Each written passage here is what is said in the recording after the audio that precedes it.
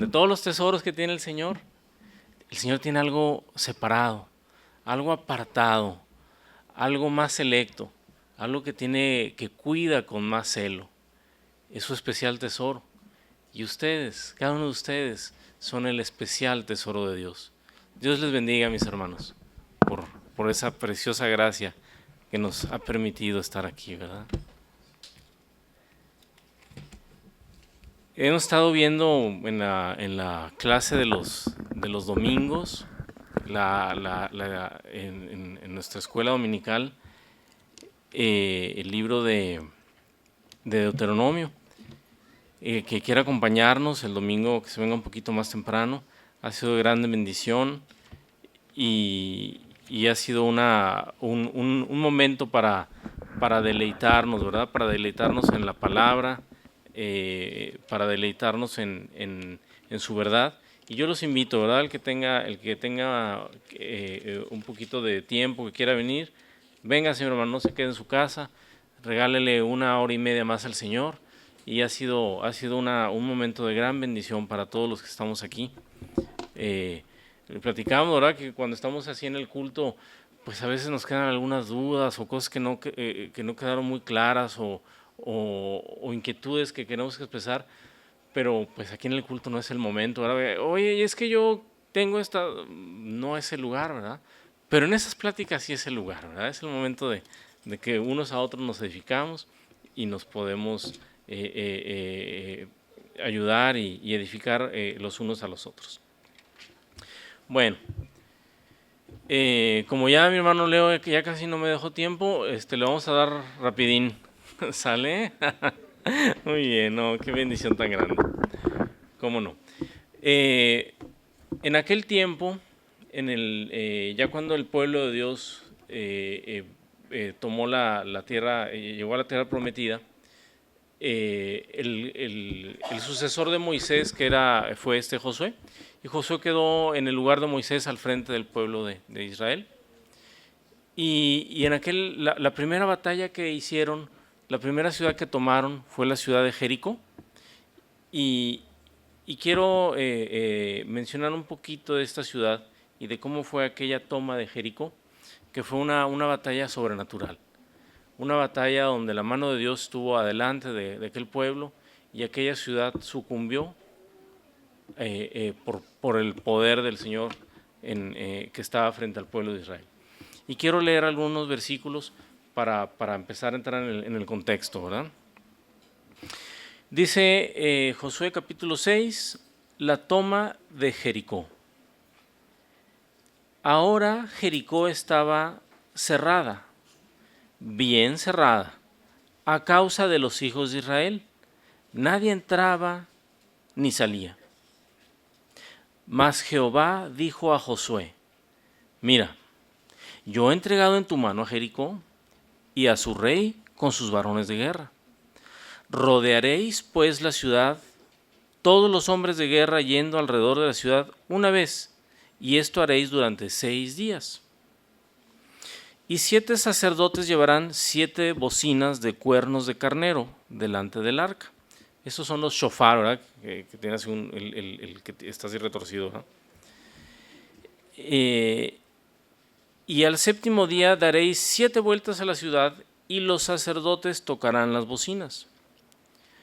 Cuando toquen prolongadamente el cuerno de carnero, así que oigas el sonido de la bocina, todo el pueblo gritará a gran voz y el muro de la ciudad caerá. Entonces subirá el pueblo cada uno derecho hacia adelante. Y bueno, esas fueron las instrucciones que mandó el Señor, ¿verdad? Entonces ya, un poco más adelante dice, y Josué en el versículo 12 dice, Josué se levantó de mañana y los sacerdotes tomaron el arca de Jehová.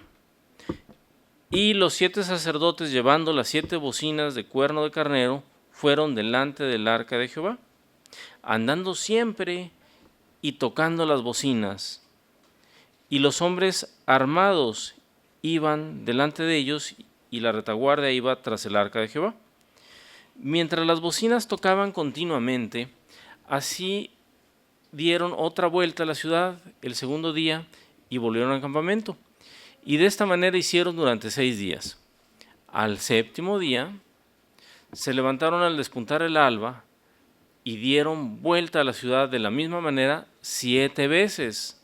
Solamente ese día dieron vuelta alrededor de ella 7 veces.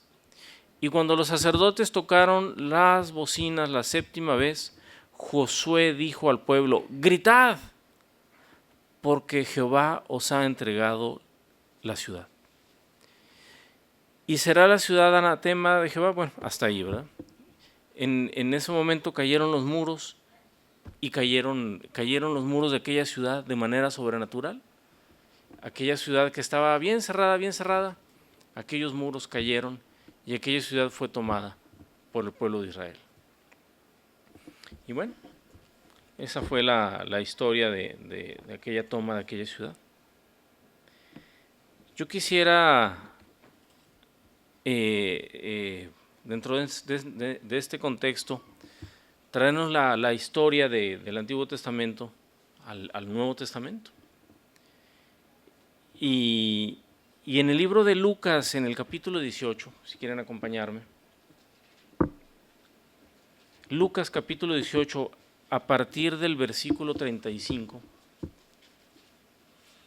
Jesús había estado en Jerusalén en días anteriores. Los relatos anteriores hablan de que Jesús estaba en Jerusalén. Pero a partir del versículo 35 habla que Jesús dice en el versículo 35, aconteció que acercándose Jesús a Jericó, hasta ahí, ¿verdad? Y en este punto nos ponemos en el mismo, el contexto anterior nos lleva otra vez a Jericó, ¿verdad? Jesús va camino a Jericó, ¿verdad? Aquella ciudad que en aquel entonces el pueblo de Dios conquistó por mano poderosa de Jehová y de una manera sobrenatural fue conquistada. Muy amable. Muchas gracias.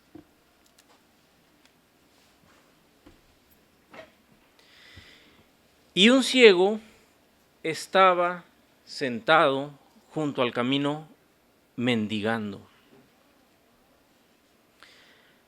Al oír a la multitud que pasaba, preguntó: ¿qué era aquello? No podía ver, ¿verdad? Pero escuchaba, ¿verdad? Él estaba ahí sentado a un lado del camino y empezó a escuchar el tumulto, el murmullo, las voces, los pasos. Y preguntó: ¿qué era aquello? Y le dijeron que pasaba Jesús Nazareno. Es que viene Jesús, por eso está aquí todo este movimiento de gente, ¿verdad? Por eso hay tanto tumulto. Entonces dio voces diciendo: Jesús, Jesús, hijo de David, ten misericordia de mí. Y los que iban delante le reprendían para que callase. Pero ¿saben qué? Él clamaba mucho más: Hijo de David, ten misericordia de mí. Y entonces Jesús, deteniéndose, mandó traerle a su presencia. Y cuando llegó le preguntó, diciendo: ¿qué quieres que te haga? Parecía muy obvio, ¿no? Pero el Señor no dejó de preguntar: ¿qué quieres que te haga? Y él dijo: Señor, que reciba la vista. Y luego vio y le seguía, perdón. Jesús le dijo: recíbela, tu fe te ha salvado. Y luego vio y le seguía, glorificando a Dios, y todo el pueblo, cuando vio aquello, dio alabanza a Dios.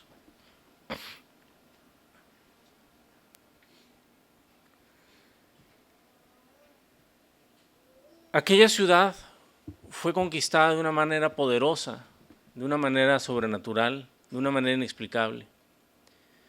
Aquella ciudad dice que estaba cerrada, nadie entraba, nadie salía. No, las puertas estaban completamente herméticas, había controles, nadie entra, nadie sale. Jericó estaba cerrada, ¿por qué? Porque allá afuera estaban los hijos de Dios, allá afuera estaba el pueblo de Israel.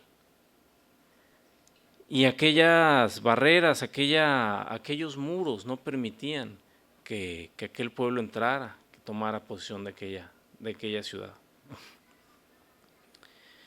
Y así como de manera sobrenatural, aquel pueblo tuvo que dar vueltas porque fue la ordenanza del Señor. Y en el momento que se tocó el shofar y que aquel pueblo dio voces, que aquel pueblo gritó, aquellos muros cayeron. Estando en este mismo camino, el Señor Jesús viene y aquel hombre que quizá tenía su corazón cerrado, que quizá su corazón estaba con grilletes, con cerrojos de hierro, que su corazón podía haber sido hermético, aquel hombre que vivía de una manera miserable, porque el hombre que él mendigaba tenía que pedir para que se le diera.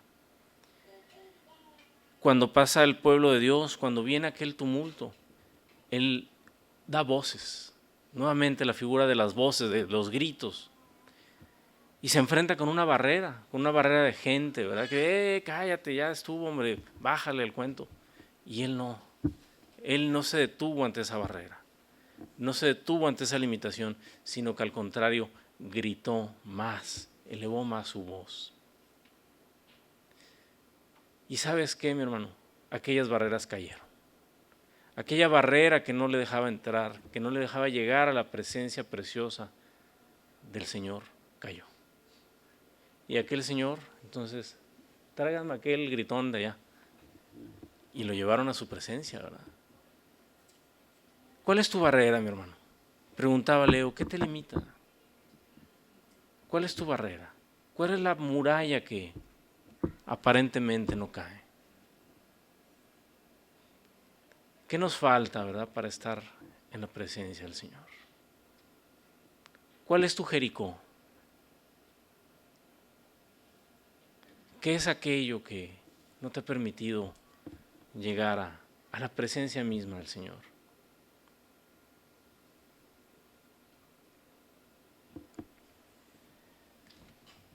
En aquella ciudad, regreso otra vez a Josué capítulo 6.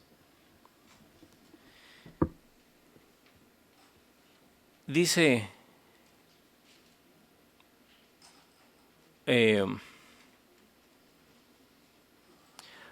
a partir del versículo 22, dice, mas Josué dijo a los dos hombres que habían conocido la tierra, entrad en la casa, ya para esto ya habían caído las barreras, ya había entrado el pueblo, y dice, entrad en la casa de la mujer ramera, y haced salir de ahí a la mujer y a todo lo que fuere suyo, como lo jurasteis.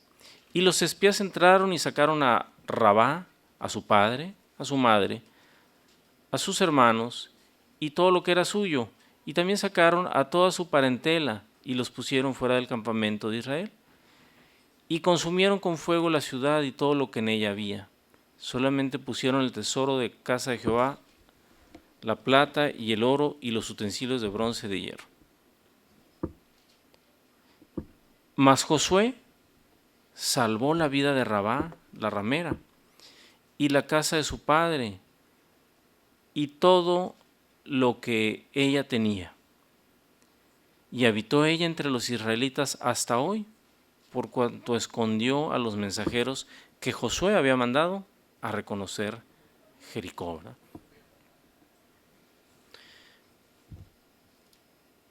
Nuevamente, ¿verdad? Quiero regresarme dentro de este contexto, regresamos a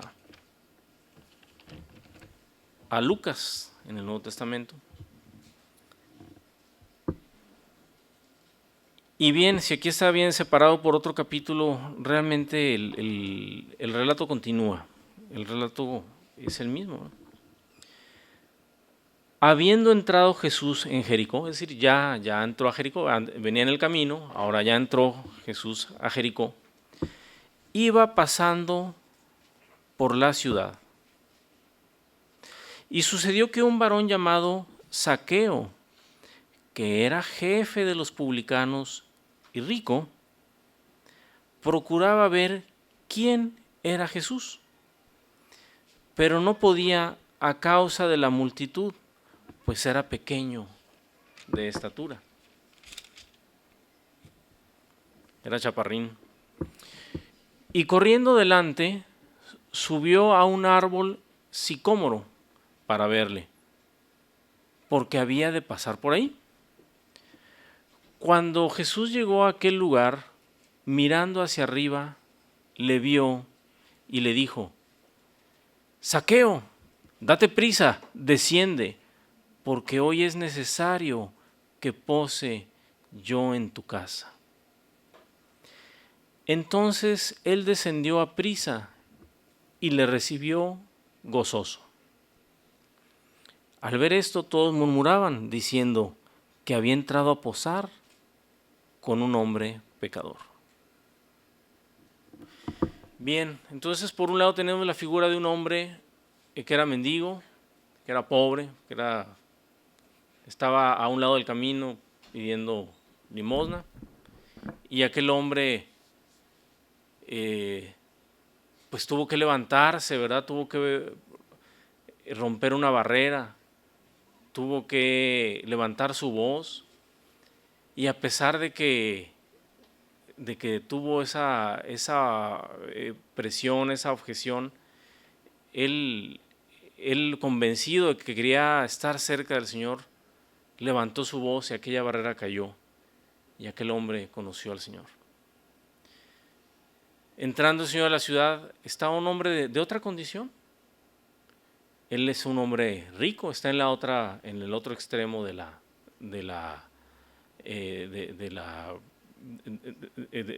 finanzas, ¿verdad? Él es un hombre rico y jefe de los publicanos, con una autoridad social importante, ¿verdad? Una autoridad dada por Roma, porque ellos cobraban impuestos a sus hermanos para darle impuestos a César. Era un traidor dentro de su pueblo, pero tenía cartas de Roma para hacerlo. Y si no querías pagar, ahí están los soldados, te traigo a la fuerza pública, ¿verdad? Entonces habría que entrarle, ¿verdad? Había que ponerse a cuentas con Zaqueo. De tal manera que era un hombre que no era querido en su pueblo, no era querido entre sus hermanos por la condición que tenía. Y era jefe de los publicanos, o sea, tenía una autoridad dentro de todo ese esquema de cobro de impuestos. Pero ¿saben qué? Jesús se adapta a cualquier presupuesto, no hay problema. Si no tienes lana, no hay problema, y si tienes mucho, tampoco hay problema. Jesús se adapta a todo presupuesto y no tiene ningún problema con eso. El problema es tu corazón, ¿verdad? ¿Cómo está? Aquel hombre tuvo que subirse a un árbol, hacer un desfiguro para cualquier varón de aquella estatura, y yo creo que ahora también no nos veríamos muy bien ninguno de nosotros, nos aquí trepados a un árbol, ¿verdad? Pero aquel hombre lo hizo porque tenía en su corazón el deseo de ver a Jesús. Aquel hombre tuvo que vencer sus limitaciones. Y yo no sé si esta parte que era bajito de estatura hablaba únicamente de su estatura física, o quizá también era su estatura moral, no lo sé, ¿verdad? Al final dice que la había defraudado, o sea que era tranza, era así, ¿verdad? Quizás su estatura moral, probablemente, muy seguramente también era esa. Era un hombre bajito de estatura moral, ¿verdad?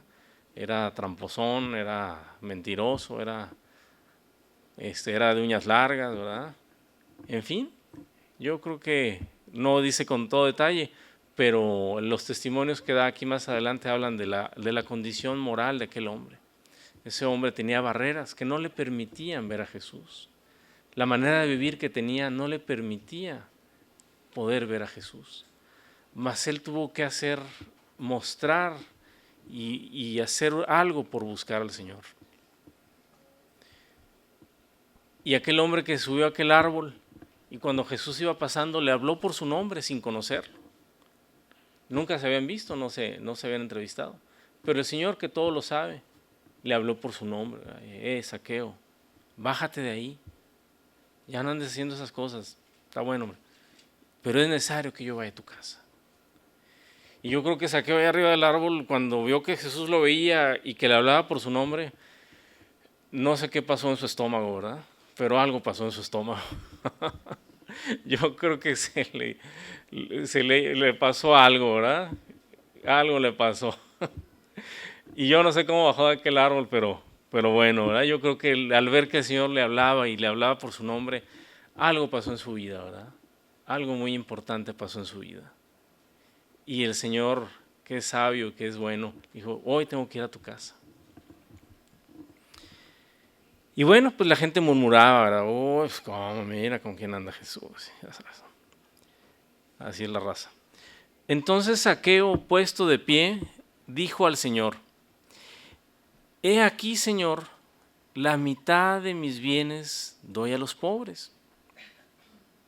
Y si en algo he defraudado a alguno, se lo devuelvo cuadruplicado. O sea, él sabía lo que tenía el morral, ¿verdad? Jesús le dijo, hoy ha venido la salvación a esta casa, por cuanto él también es hijo de Abraham. Era judío. Porque el Hijo del Hombre vino a buscar y a salvar lo que se había perdido. En aquellos entonces dice que Josué perdonó la vida de Rabá y de toda su familia. En estos entonces el Señor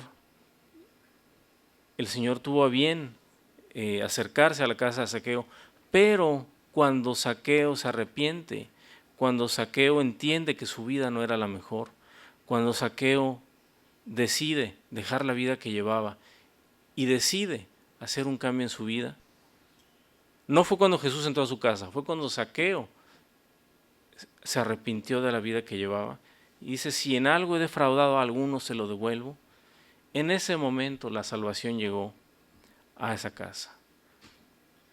En el momento que Zaqueo se arrepiente de su vida, también como que en aquellos entonces aquella mujer alcanzó salvación por cuanto tuvo ahí a los espías y los guardó a riesgo de su vida.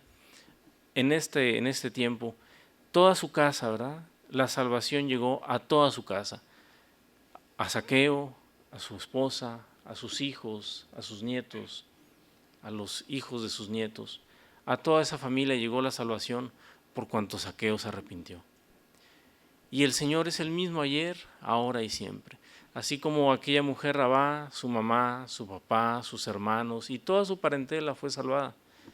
Aquí el Señor también llegó para traer salvación. A Zaqueo, y a toda su parentela. Y sabes qué, mi hermano, el Señor viene a buscar y salvar lo que se ha perdido. Yo te invito, ¿verdad? Así como reflexionamos hace un momento, ¿cuál es tu muralla? ¿Cuál es la barrera?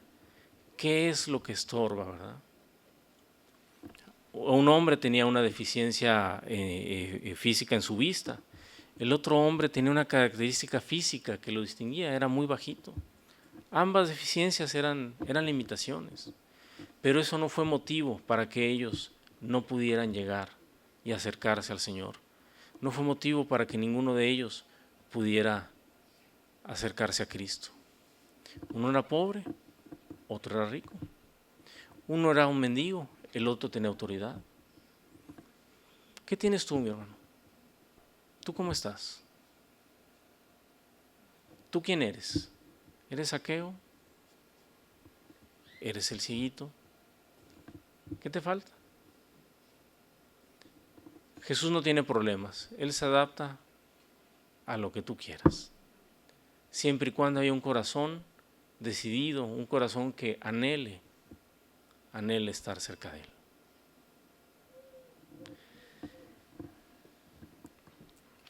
El día de ayer platicaba con el Señor. Decía, Señor, qué gran responsabilidad estar aquí en este lugar frente a tu pueblo tan grande, tan valioso. Este pueblo que compraste a precio de sangre, que no es un pueblo barato, un pueblo que salió bastante caro. ¿De qué les hablo, Señor? Y el Señor me decía, háblales de mí. ¿Pero qué quieres que les diga, Señor? Háblales de mí. Y eso fue lo que el Señor me pidió, háblales de mí. Y entiendo que no vamos a ver algún tema doctrinal, algún tema filosófico, ni mucho menos. Vamos a hablar de Jesús. Y el Señor hoy quiere estar cerca de ustedes. El Señor quiere que su palabra sea presentada aquí, de la manera simple, de la manera sencilla, de la manera como Él es, ¿verdad? Sencillo, natural. Y el Señor quiere estar cerca de su pueblo. Yo quisiera que me acompañaran a una lectura en el libro de Juan, primera carta de Juan, que está después de Pedro.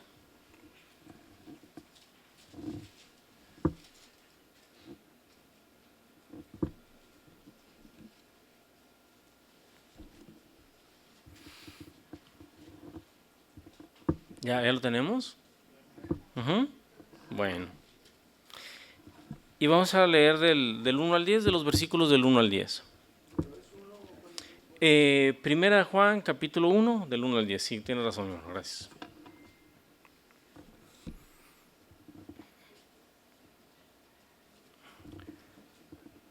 Dice aquí en esta carta de Juan: lo que era desde el principio, lo que hemos oído, lo que hemos visto con nuestros ojos, lo que hemos contemplado y palparon nuestras manos tocante al verbo de vida. Esto es Jesús. Dice, porque la vida fue manifestada y la hemos visto y testificamos y os anunciamos la vida eterna, la cual está con el Padre y se nos manifestó. Lo que hemos visto y oído, eso os anunciamos, para que también vosotros tengáis comunión con nosotros, y nuestra comunión verdaderamente es con el Padre y con su Hijo Jesucristo. Estas cosas os escribimos para que vuestro gozo sea cumplido. En el Proverbios 8 y también en el Evangelio de Juan dice que el Señor, que así como estuvo con el Padre desde el principio de la creación, Él testifica que ha estado con el Padre desde el principio. Y lo que así empieza Juan, ¿verdad? El verbo era con Dios y el verbo era Dios. Y aquel verbo se hizo carne y habitó entre los hombres. Y vimos en él la gloria como del unigénito, ¿verdad? Así dice Juan. Dice el versículo 5, este es el mensaje que hemos oído. Este es el mensaje que hemos oído de él y os anunciamos. Dios es luz y no hay ningunas tinieblas en él. Si decimos que tenemos comunión con él y andamos en tinieblas, mentimos y no practicamos la verdad. Pero si andamos en luz, como Él está en luz, tenemos comunión unos con otros, y la sangre de Jesucristo, su Hijo, nos limpia de todo pecado. Si decimos que no tenemos pecado, pues nos engañamos a nosotros mismos, y la verdad no está en nosotros. Pero si confesamos nuestros pecados, Él es fiel y justo para perdonar nuestros pecados y limpiarnos de toda maldad. Mi hermano, el Señor no quiere hombres perfectos, quiere hombres convencidos, quiere hombres que le amemos, que le busquemos. Yo no soy perfecto, ¿verdad? Y yo sé que tengo mis fallas, que tengo mis hierros, a veces fuertes, ¿verdad? Y realmente yo creo que es algo que compartimos y que he visto y que noto un poco en el ambiente. Yo creo que el pueblo de Dios ahorita está en estrechez. Creo que ahorita el pueblo de Dios está en opresión. Yo creo que ahorita el pueblo de Dios está pasando por un momento un momento de aflicción. Hablo con hermanos en México, en la Ciudad de México, y hay dificultades, ¿verdad?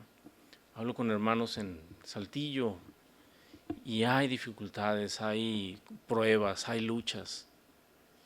El caso de mi familia no es la excepción. Y yo creo que de manera general el pueblo de Dios ahorita está siendo pasado por estrechez.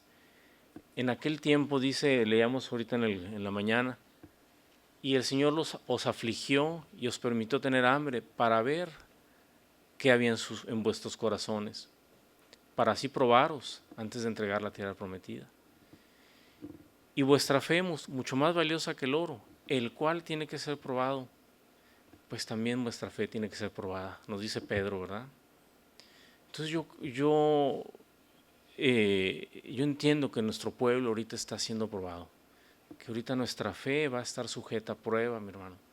Ahorita nuestra condición va a estar pasada por fuego, y tu fe, más valiosa que el oro, va a ser probada, pero no sin dar el fruto de la prueba, ¿verdad? Porque vuestra fe produce paciencia, produce enseñanza, y aquel oro que es pasado por fuego es más puro cada vez, ¿verdad? Y así nuestra fe sea más pura, más firme, más íntegra, más consolidada a través de cada una de estas pruebas. Y sea el día de hoy un día que aprovechemos para reforzar nuestros votos, para reforzar nuestra comunión. Y dice aquí, ¿verdad? Como leímos en el último versículo, si confesamos nuestros pecados, Él es fiel y justo para perdonar nuestros pecados y limpiarnos de todo. Y yo el día de hoy, mis hermanos, no quisiera que nos fuéramos de aquí. Yo quiero hacer una invitación a todo el pueblo, ¿verdad? Que sé que estamos en dificultad, que estamos en pruebas, que estamos en ese pasar por el desierto, a que renovemos nuestra comunión con el Señor. Y si en el camino de donde estás a venir a este lugar hay barreras, y si hay mucha gente, y si hay quienes murmuran, tú no te preocupes, mi hermano. Así como aquel Zaqueo se levantó y se subió al árbol y hizo ahí el ridículo, pero el Señor tuvo la bendición de que el Señor le hablara. Así, mi hermano, yo te pido que tú vengas, ¿verdad? Y yo quisiera que hoy este lugar, este altar en el que estamos, sea abierto para ti, para mí, para que nos podamos acercar hoy a la presencia del gran yo soy, para que pudiéramos venir a la presencia, a los pies de aquel gran yo soy, y que tú le confieses tu falta, y Él es fiel y justo para perdonar. Yo quisiera también que mis hermanos de la música nos acompañaran, y que aprovechemos este tiempo, mi hermano, este domingo, para acercarnos con el Todopoderoso. Y que si hay algo que te lo impida, mi hermano, no te limites. Hoy no le hagas caso. Hoy tú vente a este altar. Hoy tú vente a este lugar. Y sabes que la presencia del Altísimo va a estar aquí. Y sabes que Él es fiel y justo para perdonarte. Si has fallado, mi hermano, todos hemos fallado. Si hay algo en tu vida que está incompleto, hoy lo puedes completar. Si hay algo que tienes pendiente, decirle al Señor, hoy lo puedes hacer. Yo quisiera orar por ustedes, mis hermanos, y que cada quien en este lugar se ponga a cuentas con el Señor. Vénganse acá adelante, mis hermanos. Vénganse aquí y vamos a estar con el Señor.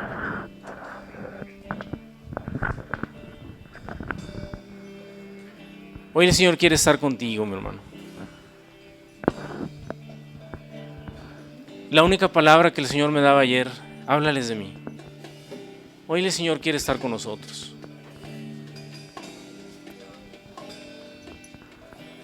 Vamos adelante, mis hermanos. Señor,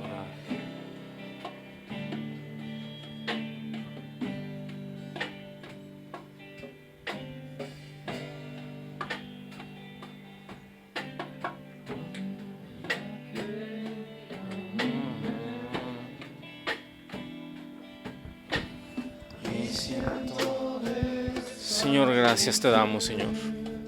Gracias te damos, mi Señor, porque tú estás al pendiente de tu pueblo, Señor. En aquellas visiones de Juan, Señor, tú decías que estabas en medio de las 7 estrellas, que son las 7 iglesias, Señor. Tú estás en medio de tu iglesia, cuidándola, velando por ella. Porque no la compraste para dejarla olvidada, Señor.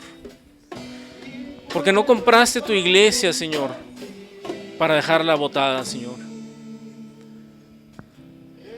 Tú compraste tu iglesia a precio de sangre, Señor, para cuidarla, para sostenerla, para tenerla edificada, Señor, para alimentarla, para que creciese. Hoy, Señor, tu iglesia te busca, Señor. Hoy esta iglesia quiere más de ti, Señor. Hoy este pueblo busca de ti, Señor. Y como aquel ciego que clamaba, Señor, y que rompió toda barrera para estar cerca de ti, y tú le diste bendición, Señor. Así este pueblo hoy te busca, Señor. Hoy te buscamos, mi Señor, porque tenemos necesidad de ti. Hoy te buscamos porque queremos de tu presencia en nuestras vidas. Porque queremos de tu sanidad, Señor. Porque queremos ese perdón que solo tú sabes dar, Señor. Porque queremos ese perdón que solo tú puedes darnos, Señor. Porque queremos esa caricia que solo tú puedes dar a nuestra alma, Señor. Porque queremos estar cerca de ti, Señor. Porque queremos esa comunión, esa cercanía, esa ternura, ese amor que solo de tu corazón puede salir. Hoy hemos dejado estatus, hemos dejado posiciones, hemos dejado todo para venir aquí, Señor, para que tú entres a nuestra casa y traigas bendición, Señor. Gracias, Señor, por este día. Gracias porque tú estás aquí con nosotros, Señor. Porque tú no te has olvidado del pacto que hiciste con tu pueblo. Porque tú eres fiel y honras por siempre tu pacto, Señor. Gracias, Señor. Bendice en gran manera a tu pueblo, Señor. Bendice en gran manera a tu pueblo, Señor.